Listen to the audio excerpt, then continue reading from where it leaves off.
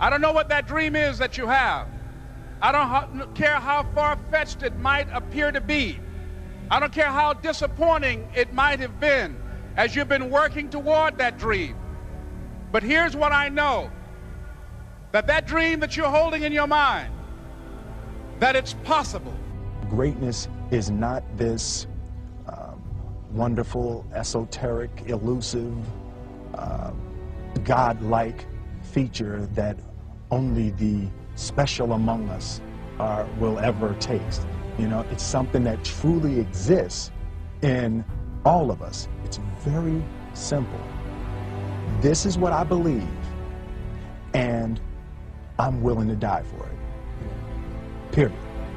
It's that simple. I know who I am, and I know what I believe. I know who I am, I know what I believe. That's all I need to know. And that's all I need to know. So from there, you do what you need to do. Yeah. You know, and I think what happens is we make the situation more complex. See, sometimes we can't say, I can do that. But what we can say, that it's possible that I can have my dream as we run toward it, as we work on it day in and day out. Why would you do that? All of that training and the work and the pain, all of the scheduling and the setting up the speaking engagements and the pain, all of the hours on the road and the pain. So what everybody wants to know is why? Why would somebody do that? Why would somebody go through all of that effort to do something? Why not? Why not see how many books you can read, how many classes you can take, how many skills you can develop? Why not see how valuable you can become to the marketplace and to your friends and to your family? Why not see what you can make of yourself? Why not see how far you can go, how much you can see, how much you can earn, how much you can share? Why not? That's the heritage all of us have, in America especially, is to see what we can make out of our lives now that we've been given this extraordinary opportunity. No one, ladies and gentlemen, could have convinced me when I started out just over 6 years ago working on my dream, and I want you to think about whatever your dream is, because I was willing to take a chance, and most people won't do that. Most of the people that you talk to try and bring them into the business, these are not risk takers. Most people have done all that they're ever going to do. They raise a family, they earn a living, and then they die. But people who are running toward their dreams, life has a special kind of meaning. And here's what I will share with you, that in the process of working on your dreams, you are going to incur a lot of disappointment. He said, when you want to succeed as bad as you want to breathe, then you'll be successful. What you will realize is that you have greatness within you. What you'll realize is that you're more powerful than you can ever begin to imagine. What you will realize is that you are greater than your circumstances, that you don't have to go through life being a victim. When I was in 5th grade, I was identified as EMR, labeled educable, mentally retarded, put back from the 5th grade into the 4th grade, and stayed in that category until I got out of high school. I don't have any college training, but I met a high school teacher who one day changed my life. I was waiting on another student, and when he came in, he said to me, "Young man, go to the board and write what I'm about to tell you." And I said, I can't do that, sir. He said, "Why not?" I said, "I'm not one of your students." He said, "It doesn't matter, follow my directions now." I said, "I can't do that, sir." He said, "Why not?" I said, "Because I'm educable, mentally retarded." And he came from behind his desk and he looked at me. He said, "Don't ever say that again. Someone's opinion of you does not have to become your reality." I realized that to have the level of success that I want to have, it's difficult to spread it out and do multiple things. It takes such a desperate, obsessive focus. You really got to focus with all of your fiber and all of your heart and all of your creativity. And ladies and gentlemen, I started working on my dream, and most people don't work on their dreams. Why? For many years I didn't. One is because of fear, the fear of failure. What if things don't work out? And the fear of success. What if they do and I can't handle it? Listen to me. Pain is temporary. It may last for a minute, or an hour, or a day, or even a year. But eventually, it will subside. and something else will take its place. If I quit, however, it will last forever. Your dream is possible, but not only is it important that you believe and begin to know that it's possible for you to live your dream as you run toward it, but it's necessary that you work on yourself, that you develop yourself. It's necessary that you get the energy drainers out of your life, people who don't want anything, people who are not striving, people who are not challenging themselves, people who aren't growing, people who have stopped dreaming.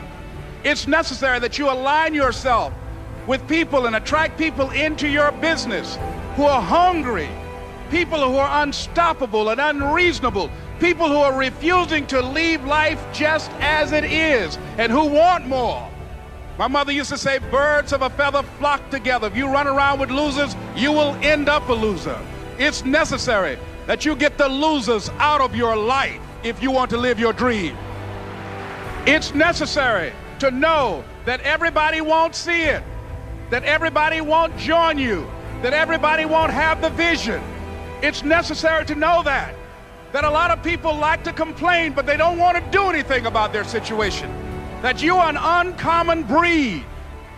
You know, you have to know within yourself that I can do this. Even if no one else sees it for me, I must see it for myself.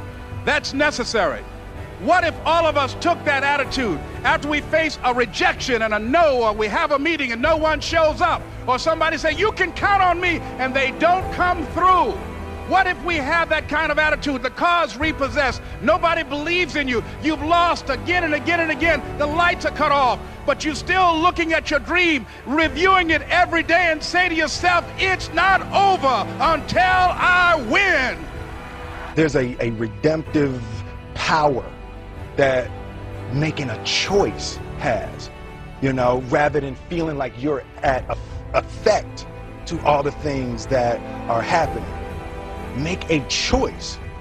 Like, you just decide what it's going to be, who you're going to be, how you're going to do it. Just decide. That in order to become successful, you've got to make it your personal business to do it.